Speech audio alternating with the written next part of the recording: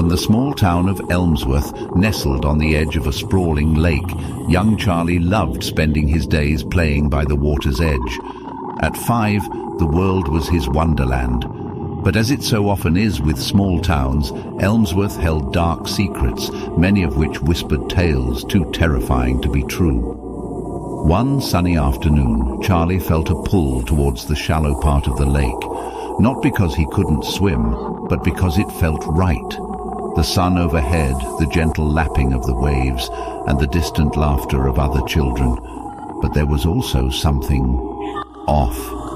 A sudden melancholy clouded his heart, and a tear threatened to escape, but got choked back by an unknown force. The haunting silence of the lake seemed to be whispering, taunting, inviting. Pushing through the peculiar sadness, Charlie rolled in the water, trying to immerse himself in play. But there it was again, that eerie sensation of someone or something watching him.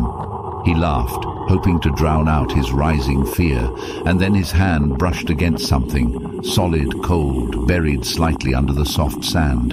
Charlie gripped what felt like a mask, its surface odd, with holes where eyes should be. As he lifted it from its watery grave, a rush of dread froze his tiny frame. It wasn't just a mask. It looked as though someone had cruelly carved the front of a human skull and then flattened it, creating a perverse token. Grass and aged skin clung to it, and the bone beneath was as hard as the darkest truths. He had touched the voids that were once eyes, perhaps the windows to someone's soul. Charlie wanted to scream, to call out to someone, anyone, but no sound emerged, as though the very lake and its sinister past had stolen his voice. Word of Charlie's gruesome discovery spread like wildfire through Elmsworth.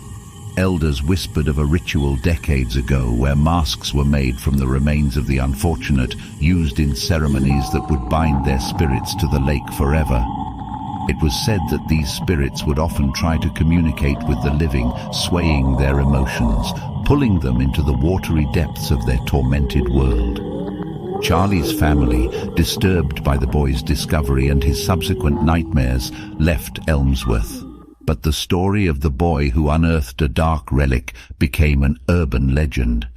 Every child in town was warned about the shallow parts of the lake, the eerie sensation of being watched, and the masks that lay beneath, waiting. But for Charlie, the terror was real. The image of the skull mask haunted him, always lurking in the recesses of his mind. A reminder that in the deceptive calm of Elmsworth's waters, horrors of the past lay waiting to be discovered.